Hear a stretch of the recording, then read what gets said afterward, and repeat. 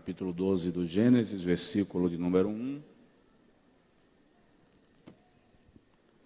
até o versículo de número 5.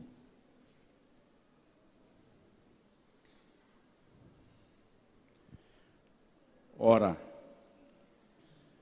o Senhor disse a Abrão: sai-te da tua terra e da casa do teu pai, do meio da tua parentela, para a terra que eu te mostrarei. E farei de ti, ou far-te-ei, uma grande nação, e abençoar-te-ei, e engrandecerei o teu nome, e tu serás uma bênção. E abençoarei aos que te abençoarem, e amaldiçoarei os que te amaldiçoarem, e em ti serão benditas todas as famílias da terra.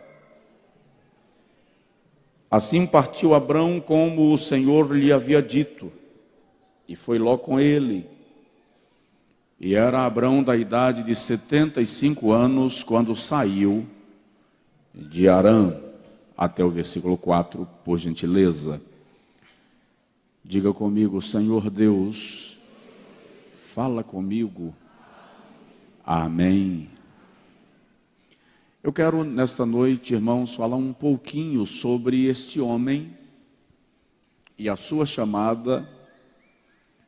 Sem sombra de dúvida, um dos homens mais admirados de toda a Bíblia. Eu disse aqui estes dias, um dos 3 homens mais admirados da história de Israel, junto com Moisés e com Davi, sendo Davi admirado pelos judeus por ser o grande rei da nação, que destruiu os inimigos ao redor. Moisés, o grande libertador e legislador, e Abraão, o pai da nação, também chamado pai da fé dos que creem. Deus teve tanto prazer no seu relacionamento com Abraão, que aceitou ser chamado como Deus de Abraão, Deus de Isaque e Deus de Jacó. Abraão é mencionado na Bíblia por cerca de 70 vezes, por conta do seu relacionamento com Deus e da sua caminhada de fé com o Senhor. Mas é muito importante lembrar que tudo na vida de Abraão começou com uma chamada. E uma chamada que na verdade foi feita no capítulo 11, a partir do versículo 27, quando a Bíblia diz que Terá, pai de Abraão, pai de Naor, saiu da terra onde habitavam e seguiu em direção a Canaã. Em dado momento da trajetória, Terá, repito, pai de Abrão, pai de Naor e pai de Harã, Terá para num lugar ou numa região chamada Harã, e ali vive e ali morre. Depois de certo tempo, o Senhor aparece a Abrão e traz esta palavra de determinação: sai da tua terra, sai da casa do teu pai, sai do meio da tua parentela, para a terra que eu haverei de te mostrar.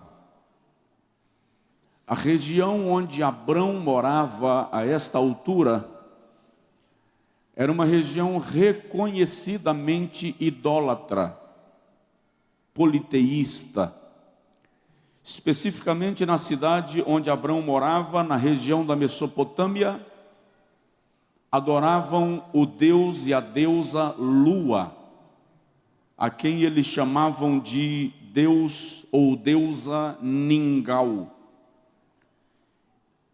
E a proposta de Jeová, o Deus Todo-Poderoso, o El Shaddai, para Abraão ou para Abrão é: eu serei o teu Deus, eu serei o Deus da tua descendência, eu serei o único Deus a quem vocês haverão de adorar. E o Senhor faz uma aliança com Abrão. E por conta desta aliança, o apóstolo Paulo, escrevendo aos Romanos, no capítulo de número 9, versículo de número 4, declara que como resultado da aliança que o Senhor fez com Abrão, diz Paulo, a Israel pertencem os pactos, a glória, a adoção de filhos, a aliança, a promulgação da lei e as promessas. Biblicamente, quando o Senhor faz com Abrão uma aliança, Ele dá à descendência de Abrão privilégios exclusivos. E repito, o primeiro desses privilégios da aliança é a adoção, que na linguagem de Paulo e no vocábulo que Paulo utiliza, refere-se a atribuir a um estranho o mesmo privilégio de filhos. E o Senhor, quando utiliza Moisés para falar disso a Israel, em Deuteronômio 5, diz assim: o Senhor não vos escolheu, nem teve prazer em vós, porque vocês eram maiores do que as outras nações da terra, porque na verdade éreis em menor número, mas porque o Senhor se aprazeirou de Abraão vosso pai, e por isto fez uma aliança convosco. Então o primeiro privilégio da chamada de Abrão é a adoção. Israel é recebido como filho legítimo de um Deus criador dos céus e da terra. Na linguagem de Paulo, a Israel, por causa da aliança, também pertence à glória. E glória aqui é Shekinah, que literalmente se traduz por morada, habitação. E no que se refere a Israel, está falando de Deus morando no meio do arraial de Israel. Deus habitando no arraial do seu povo. Isso é um privilégio da aliança. Paulo diz que a Israel também pertence o pacto. E é interessante, eu falei aqui esses dias numa terça, Deus é um Deus de pactos. Todos os pactos realizados com Deus, entre Deus e o homem, na Bíblia, tiveram a iniciativa de Deus. E em todas as ocasiões que o pacto porventura foi quebrado, foi o homem quem falhou no cumprimento desta aliança com o Senhor, porque Deus é um Deus de alianças. Paulo diz que a Israel, por causa desta aliança, pertence à lei, à promulgação da lei, o privilégio de ser o propagador da lei de Deus, o culto e as promessas. Se formos analisar todos os privilégios e bênçãos reveladas na Bíblia, e de modo especial no Antigo Testamento, estão relacionadas a Abraão. E se o irmão parar para meditar nisto, a salvação que recebemos em Jesus também está relacionada a Abraão, porque quando o Senhor diz assim: em ti serão benditas todas as famílias da terra, Deus está dizendo claramente: o Salvador do mundo virá da tua linhagem. Todos esses privilégios que Abraão passa a desfrutar, e dos quais nós somos participantes, estão relacionados ao fato de ter aceitado uma chamada de Deus, quando o Senhor diz: sai, sai da tua terra, sai do meio da tua parentela, sai da casa do teu pai, para a terra que eu haverei de te mostrar. E o extraordinário da fé de Abrão é que o Senhor não dá a ele uma visão de para onde ele vai. Quando eu faço um paralelo de Abrão conosco, dispensação da graça, eu o admiro ainda mais, porque o Espírito Santo habita em nós, e nós temos tempo integral o Espírito Santo atestando ou contestando as nossas ações. No caso de Abrão, o Senhor lhe aparece e diz: sai. E o Senhor não continua testificando pelo seu Espírito dentro dele. Ele tem uma sensibilidade a Deus e uma percepção de Deus tão aguçada que ele simplesmente sai. Não há questionamento à orientação divina. E aí o Senhor faz a Abraão, ou a Abrão ainda, algumas promessas. Lá no versículo de número 2, o Senhor diz: eu te farei uma bênção. Ser uma bênção é mais do que ser abençoado. Porque há pessoas que são abençoadas, mas não entenderam que Deus não abençoa para que a bênção seja retida. Ser bênção é perceber que onde você chega, as pessoas serão contagiadas pela bênção que você é. Provoca o seu vizinho e diz para ele assim: nós temos que ser uma bênção. Primeira promessa de Deus a Abrão é essa: eu vou fazer de você uma bênção. A segunda: eu vou te dar um nome engrandecido, eu vou engrandecer o teu nome, eu vou tornar o teu nome conhecido. Engrandecerei o teu nome. Depois o Senhor diz, ainda no versículo 3, olha a bênção: todos os que te abençoarem serão abençoados, e os que te amaldiçoarem, eu mesmo a amaldiçoarei. Isso é extraordinário, porque Deus está dizendo a Abrão: você não tem que responder a ninguém quando te abençoar ou quando te amaldiçoar. Fica tranquilo, que a palavra que dirigirem a você, eu mesmo farei ecoar na vida de quem a pronunciou. É o pacto de Deus com este homem da Mesopotâmia. Lá no capítulo de número 13, versículo de número 15, olha que coisa, e isso é da aliança, ou da chamada.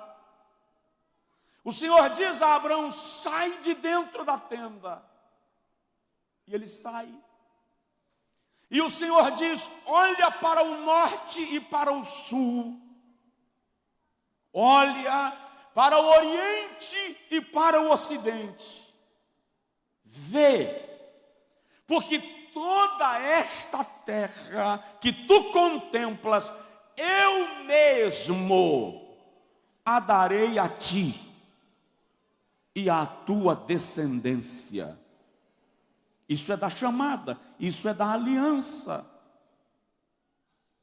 E a maior de todas as promessas de Deus a Abrão: em ti, através de ti, por tua causa, todas as famílias da terra serão abençoadas.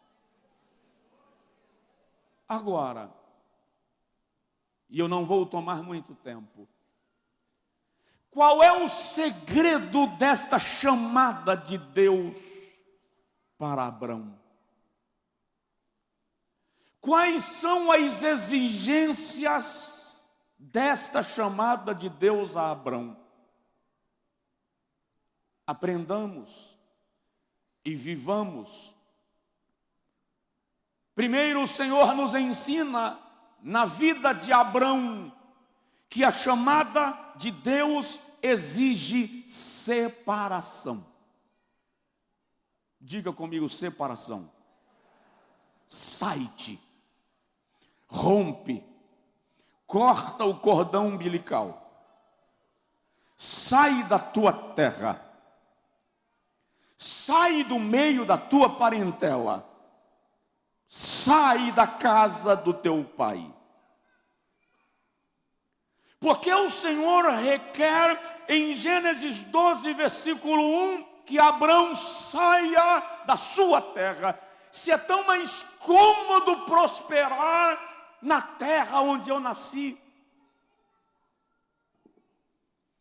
Se o chamado patriotismo é tão poderoso que quem vai tem uma dificuldade violenta de se adaptar fora. E salvo engano, irmão Edilson, parece que quando a idade vai chegando, a gente começa a sentir saudade da nossa terra de origem. Eu estou dizendo salvo engano porque isso pode ser um problema meu, mas acreditem, eu estou me flagrando com saudades do Angico,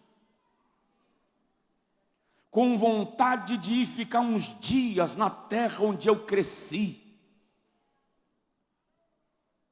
com vontade de voltar e parar dias e deitar num travesseiro de palha para rever a minha infância. Aí o Senhor chama Abrão e diz: eu quero que você saia da sua terra. Por quê? Vou repetir. Toda aquela região é uma região reconhecidamente idólatra, politeísta e pagã. E o Senhor está dizendo a Abrão: você vai romper com a cultura da terra onde você está. Porque para que eu faça em você o que eu estou querendo, você tem que romper com a cultura que te prende e se tornar precursor, instrumento, profeta, apóstolo, sacerdote de uma cultura espiritual, de uma cultura divina, de um padrão de vida que agrade o céu. Então sai da tua terra. Depois o Senhor diz a Abrão: e sai do meio da tua parentela, porque de repente eu vou, mas eu levo os meus padrões de comportamento familiares. E o Senhor está dizendo a Abrão: eu quero fazer algo na sua vida que requer que você liberte-se da dependência. Você precisa passar a confiar exclusivamente em mim.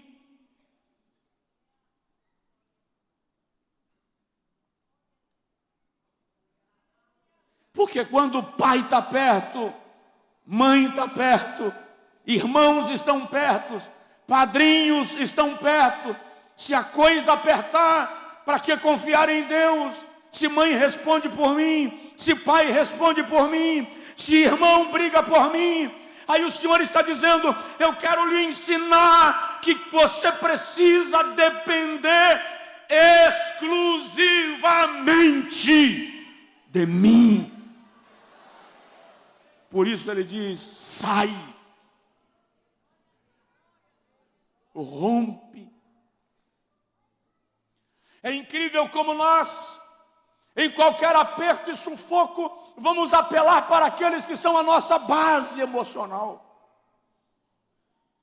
Se eles não puderem resolver o problema, no mínimo, terão um ombro amigo para te permitir chorar.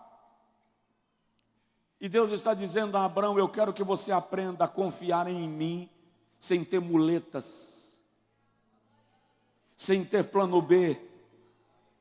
Eu quero que você aprenda a andar comigo sem ter um segundo plano. Entender que se parecer que vai dar errado, ainda que pareça, Se a sua confiança estiver em mim, você vai ter que descansar em mim e saber que no meu momento eu intervenho, eu interfiro, eu faço, porque sou o seu Deus e o Deus da sua casa. Aleluia! Isso é interessante. Sai da casa do teu pai. Sai da casa do teu pai, porque a relação que eu tenho com o teu pai é diferente da relação que eu terei contigo. Sai, porque o meu trabalho é pessoal e é individual, e eu trabalho com cada homem de maneira específica, no tempo, no espaço, na história, uma geração após a outra. Falando de mim particularmente, eu não tenho um ministério, não sei se o termo é igual, semelhante ao ministério do meu pai, ao que ele teve. Eu não prego como ele pregava. E esses dias o meu filho bateu na minha perna e disse assim: eu não quero pregar do jeito que o senhor prega. Eu quero ser ensinador. Ok? Porque Deus trata com cada geração de uma maneira específica. Isso não pode me magoar. Eu tenho que entender que Deus tem um tratamento específico com cada um. E Ele não vai fazer na vida dos nossos filhos exatamente o que fez na nossa, e nem exatamente na nossa como fez na vida dos nossos antecessores. E Ele está dizendo: sai, rompe, sai da tutela, aprende a descansar em mim. Confesso para os irmãos que muitas vezes aprender a descansar em Deus é bastante trabalhoso. Não é porque Deus não é digno de confiança, longe de mim tal coisa. É porque nós temos muita dificuldade de não ter o controle da situação. Aí quando a gente não tem o controle da situação, a gente entra em um parafuso. E o Senhor olha para nós e diz assim: eu quero que você aprenda a descansar nas minhas asas, na minha sombra, na minha tutela, na minha proteção. Aí diz o louvor: eu cuido de ti. Eu cuido de ti. Diz aí para o vizinho: Deus está cuidando de você. Tem um hino na harpa cristã que diz assim: em todo tempo, irmão, o Senhor tomará conta de ti. Cristo, que é teu amado pastor, tomará conta de ti.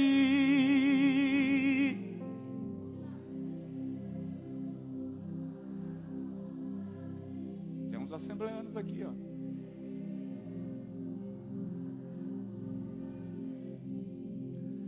Nele descansa sempre pois tem cuidado Deus de ti.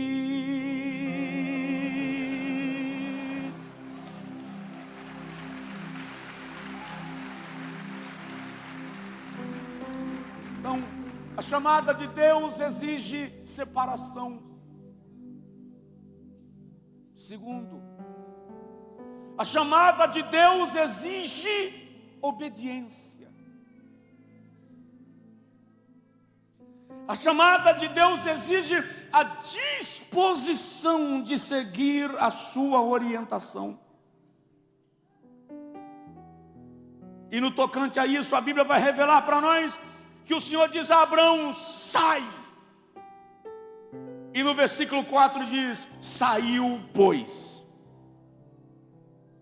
Obedeceu. Obedeceu sem argumentar. Obedeceu sem questionar. Não sei, tenho uma sensação que a nossa geração pensa que pode bater boca com Deus. Tenho uma sensação que a nossa geração pensa que pode discutir com Deus. Aqui acolá eu ouço um pregador desavisado, dizendo: levei Jeová no canto da parede.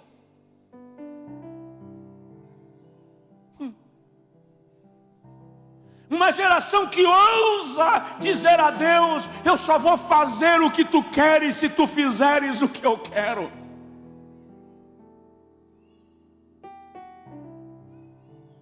A chamada de Deus exige obediência. E é interessante que Abraão sai no versículo 4 e 5.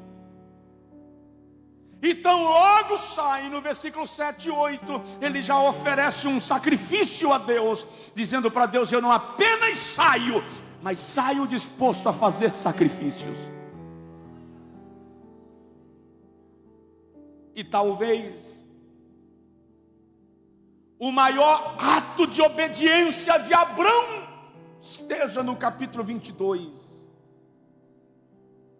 do Gênesis, quando o Senhor aparece a ele e diz assim: toma teu filho Isaque, teu único filho, a quem tu amas, vai a uma das colinas de Moriá e lá ofereça-o a mim em sacrifício. Eu já ouvi alguém dizendo que oferecer em sacrifício ali é apresentar a criança a Deus para ser missionário como quando crescer. É muita ingenuidade. O Senhor está querendo que Abraão tome Isaque, coloque no altar sobre lenha. Tome um cutelo, que era um objeto pontiagudo feito de pedra ou de metal. E é para Abraão, como fazia com o novilho e com o cordeiro, enfiar o cutelo na região fatal. E quando ele tirasse o cutelo, o sangue ia jorrar. E o seu Isaque ia agonizar. E aquilo tinha que ser com alegria, porque era para Deus. E a Bíblia diz que Abraão levantou de madrugada, rachou a lenha. Ele tinha servos e podia muito bem pedir para alguém rachar a lenha, mas a questão é a seguinte: se a chamada é minha e se o sacrifício é meu, eu racho a lenha. Ele racha a lenha, coloca sobre o animal e sai com Isaque e 2 servos. 3 dias de viagem. Por que 3 dias? Porque há um simbolismo espiritual e há um ato consciente. Deus está dizendo: vai longe, que é para dar tempo pensar, medir, calcular, porque eu não quero sacrifício realizado no impulso. Nada para Deus é feito numa emoção, sem consciência em ação. 3 dias também representam os dias que o Cordeiro de Deus ficou no túmulo até ressurgir dentre os mortos para garantir a nossa salvação. E quando Abraão, 2 dias de viagem, avista Moriá de longe, diz aos servos: ficai aqui, eu vou com o menino adorar e juntos voltaremos. Mas o menino ia morrer. E alguém diz assim: mas Deus ia ressuscitar. O escritor da Epístola aos Hebreus disse que Abraão cria que Deus poderia ressuscitar seu filho até depois de morto. Cria, mas Deus não disse que ia fazer. A fé não depende de uma segunda promessa, só depende da primeira. Não precisa Deus aparecer dizendo: sacrifica que eu ressuscito. Abraão estava firmado na primeira: em Isaque será estabelecida a tua descendência. Abraão se apegou lá. Quem tem fé não precisa que Deus fique confirmando, repetindo, resmungando, porque Deus não é menino, não é velho, decrépito. Deus não está caducando. Aquilo que Ele disse se fará, o que Ele promete cumprirá, porque Ele vela sobre a sua palavra para fazer cumprir.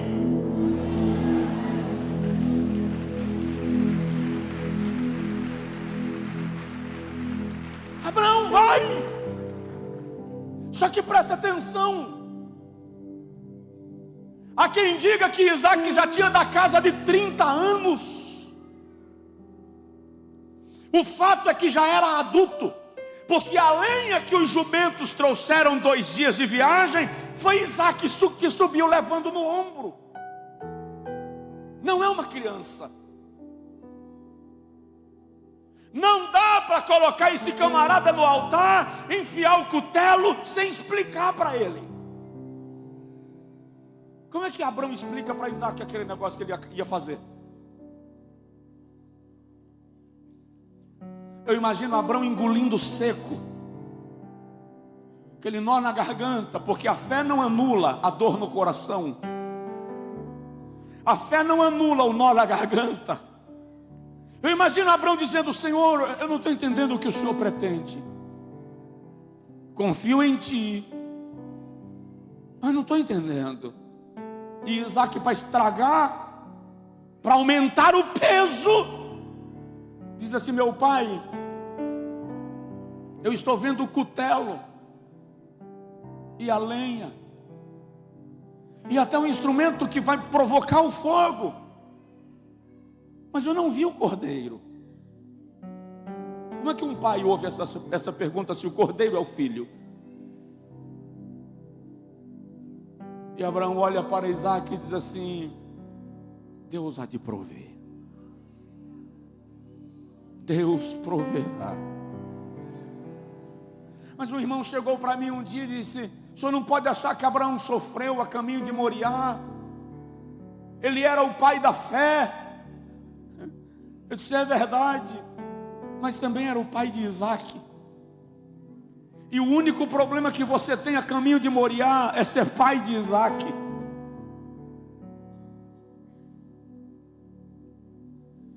Eu entendo que Deus poderia aparecer a Abraão e dizer: Abraão, para, eu sei que você vai oferecer Isaque, eu sei que você está determinado, eu estava apenas te testando, Abraão. Deus não faz isso. Deus deixa Abraão ir. Por quê? Porque às vezes Deus te leva ao último nível da tua resistência. Porque às vezes Deus te leva ao último nível do teste. Porque às vezes Deus te leva às últimas consequências da tua aprovação. E Ele leva Abraão, e Abraão vai. Agora imagina aí, pai. Imagine aí, mãe. Chegar lá em Moriá, achar algum lugar, depois de montar o altar, arrumar a lenha, e Isaque ajudando. Não, meu pai, o senhor já tem 120 anos. Deixa que eu ajudo o senhor. Isaque montando o altar para ser sacrificado. E Abraão olhando. Alguém já pensou nisso? Como é que Abraão depois senta numa pedra daquelas para dizer assim: Isaque, eu preciso conversar com você. Eu ando com Deus, Isaque, desde os meus 70 anos. E um dia Ele apareceu a mim lá em casa, através de 2 anjos. Era meio-dia. Eu estava irritado com a tua mãe. Gênesis 18 e 19. E Ele disse que Sara ia ficar grávida. Era tão complicado que tua mãe riu da cara dos anjos. Por isso que seu nome é Isaque. E Abraão vai contando para Isaque. relembrando a história. E de repente ele diz assim: só que agora Deus está me pedindo algo muito forte. Como é que você olha nos olhos do filho para dar essa notícia? Deus está me pedindo para eu oferecer você no altar. Ei, Isaac conhecia essa cena. Isaac estava acostumado a ver cordeiro e novilho no altar. Mais ou menos assim: não entendi, papai. Nem eu. Mas Deus está querendo que eu degole você. Espera. Mas o Senhor não já me disse que os deuses que aceitam sacrifícios humanos são os deuses pagãos? Que o Deus El Shaddai não aceita sacrifícios de pessoas? Eu disse. Não estou entendendo, Isaac. Eu apenas creio. Eu apenas confio. Mas tem uma relação entre Abraão e Isaac que é muito extraordinária, porque a Bíblia diz assim: os dois caminhavam juntos, a entender que Abraão confia em Deus e Isaac confia em Abraão. Então é mais ou menos assim: eu conheço a sua relação com Deus, meu pai, e eu sei que o Senhor não estaria enganado. Porque, irmãos, Isaac estava com medo, a Bíblia diz isso. A Bíblia fala muito depois sobre o terror de Isaac. Cada vez que Isaac fecha os olhos, depois dessa cena, ele vê o cutelo descendo. Mas se Deus mandou o meu pai, eu digo que Isaac é filho da obediência. Eis-me aqui.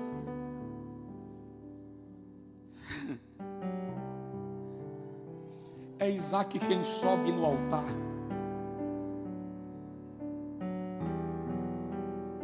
Ele não precisava que o pai o pegasse, ele é um adulto. O rito determinava que a mão do ofertante fechasse os olhos da vítima, para que o olhar não clamasse por misericórdia. Abraão fecha os olhos de Isaac, ergue o cutelo. Essa oração não está escrita, sou eu que imagino. El Shaddai, tu aparecestes a mim um dia e fizestes comigo uma aliança. Tu me mandaste ir para um lugar que eu nem sei onde é, e eu vim. E agora tu me pedes o meu filho no altar, e eu te dou. Chorabagai, faço choragá. Esse ato é tão poderoso na Bíblia. Esse ato é tão extraordinário na Bíblia que Jesus diz que Abraão teve uma visão do domingo da ressurreição. No momento que Abraão está orando, Jesus diz assim: Abraão viu o meu dia e se alegrou. Deus projeta Abraão para o túmulo em Jerusalém, quase 4.000 anos depois, e faz ele ver a ressurreição. Mas o ato é tão poderoso que Jeová não consegue ficar no trono. Jeová levanta, e quando Abraão vai descer o cutelo, a Bíblia hebraica diz que o anjo do Senhor segurou no braço de Abraão, porque o anjo estava segurando e Abraão forçando, como se dissesse: eu vou obedecer à voz do meu Deus. É aí que Deus se revela e diz: não faças mal ao menino, porque agora eu sei que tu temes a Deus, e nem o teu próprio filho negasses o que Deus está dizendo ali para Abraão, porque o teu ato é tão forte que eu mesmo desci a Moriá para receber o teu sacrifício.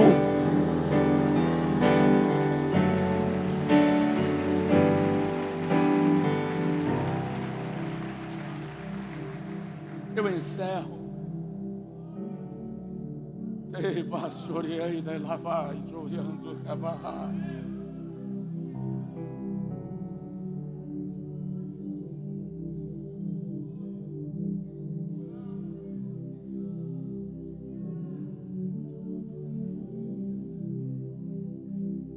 A chamada de Deus exige obediência.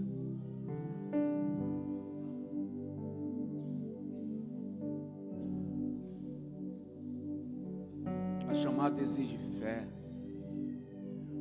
porque ir a tal nível requer fé. Ir a tal nível requer uma confiança sem qualquer margem de questionamento em Deus. Daí o escritor da Epístola aos Hebreus, de maneira quase poética, dizer: pela fé Abraão, recebendo a ordem de Deus, saiu. Pela fé ofereceu Isaque em sacrifício. Diz para o seu vizinho aí: é pela fé.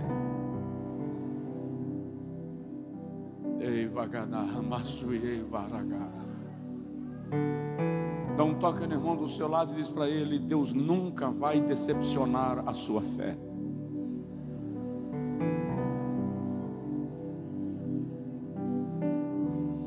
Nunca, nunca, nunca. Deus nunca, nunca vai deixar a tua fé na mão. Deus nunca vai te frustrar na tua fé. Nunca. Nunca. Ei, pastor, e creu Abraão em Deus, e isto lhe foi imputado por justiça, foi creditado na sua conta. Isso agradou o coração de Deus.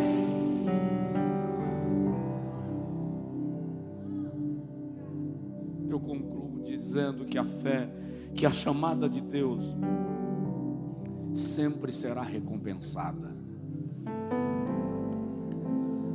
Eu vou repetir: a chamada de Deus sempre será recompensada.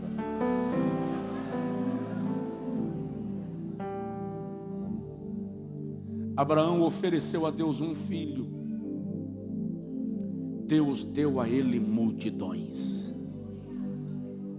Serás pai de multidões.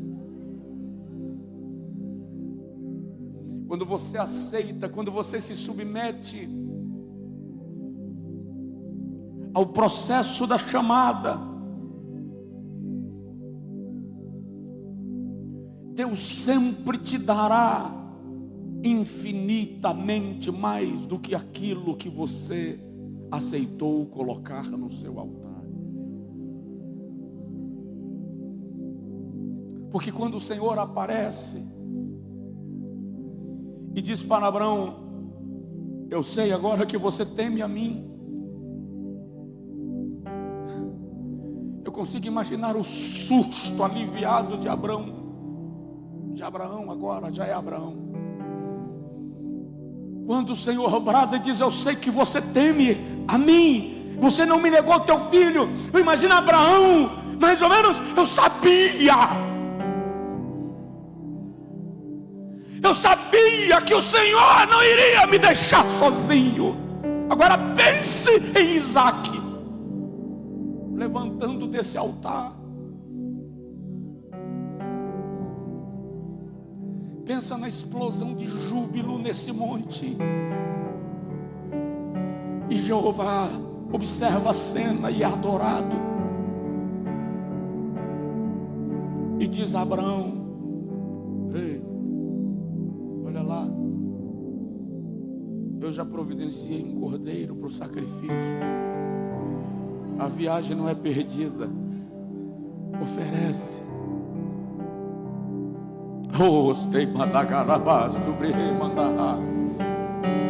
E enquanto Abraão está oferecendo o holocausto, Jeová diz assim: porque ouvistes a minha voz, versículo 16 a 18, e não me negaste o teu próprio filho, eu te farei pai de uma multidão.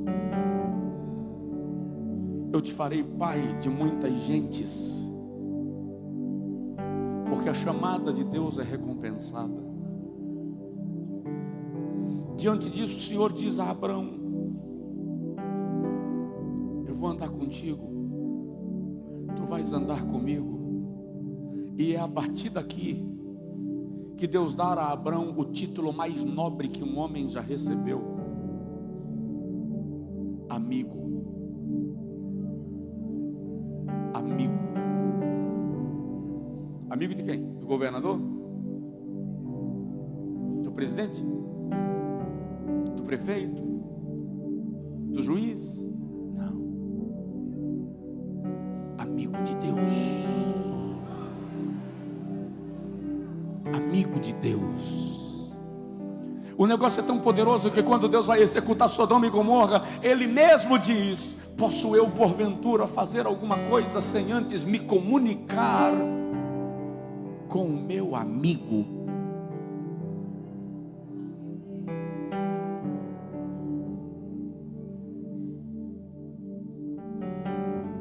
Esse é o privilégio de ir a Moriá. Esse é o privilégio de passar por algumas prensas na vida, ser testado e responder à convocação de Deus. Ele se torna íntimo teu. Eu vou repetir porque quase ninguém ouviu. Deus se tornará íntimo seu. Você se tornará íntimo de Deus. Sabe o que é ser íntimo dele? E andou Enoque com Deus, e Noé andava com Deus, e falava o Senhor a Moisés face a face. Isso é intimidade. E essa intimidade é para quem responde ao comando do céu. Esta intimidade é para quem ouve o céu. Essa intimidade é para quem está disposto a caminhar na direção que o céu aponta. Não é para quem bate boca com Deus, porque tem gente pensando que intimidade com Deus é bater boca, é contestar, é questionar Deus. Isso não é de intimidade, isso é de rebelde. Quem tem intimidade não questiona, porque a voz de Deus é tão íntima, é tão profunda, que ela anula qualquer capacidade de contestação.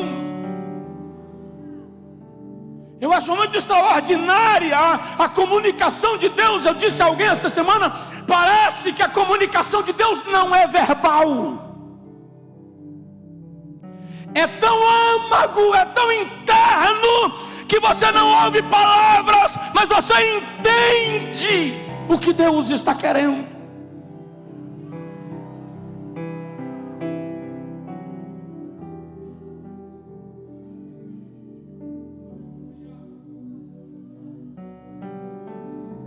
Eu ouço como se Deus estivesse dizendo assim: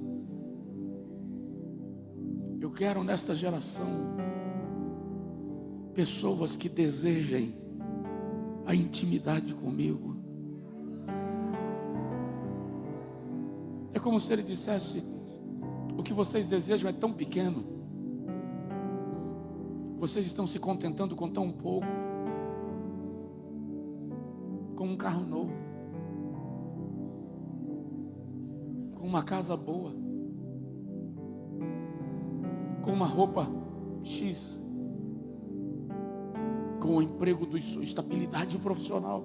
E Deus dizendo assim: o que eu quero que vocês entendam é que o que eu tenho para vocês não é para aqui, é para a eternidade. Rompe o véu do tempo. ultrapasse essa limitação física. Eu quero ter com quem compartilhar os meus segredos. Daí ele diz: clama a mim, e te respondo, e eu vou te mostrar coisas grandes e coisas eternas que você ainda não conhece. Fica de pé, por favor, quem puder.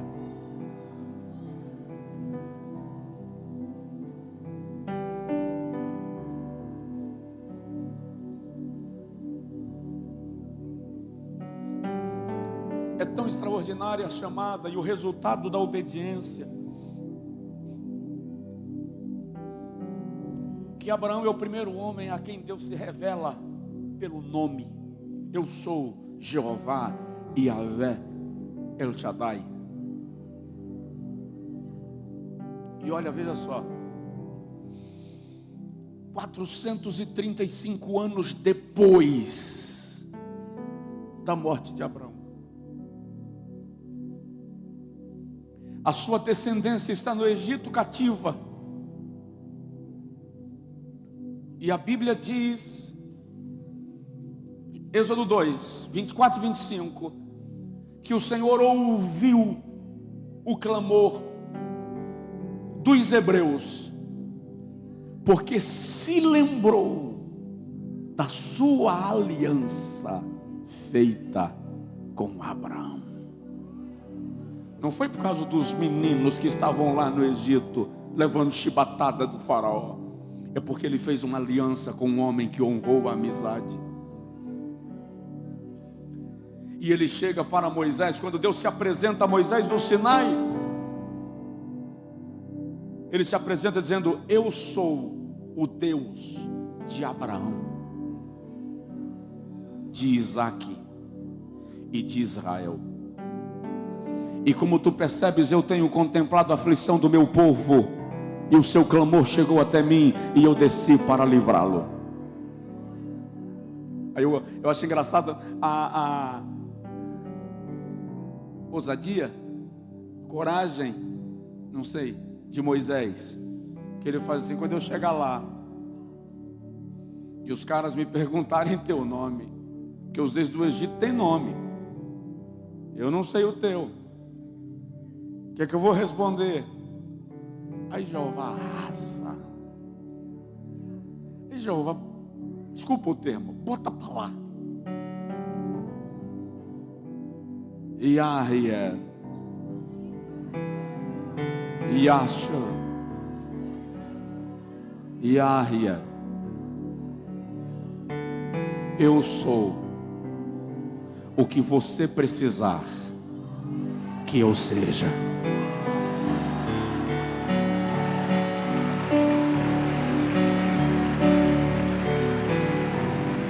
Ei, é para Jeová? Então aplaude com gosto. Abre a boca e dá glória. Celebre a Ele. Cadê um cântico de adoração aqui? Oh, aleluia! Dê um brado de glória a Deus e aplausos a Ele, a Ele, a Ele, a Ele, a Ele que é Deus, ao único Deus.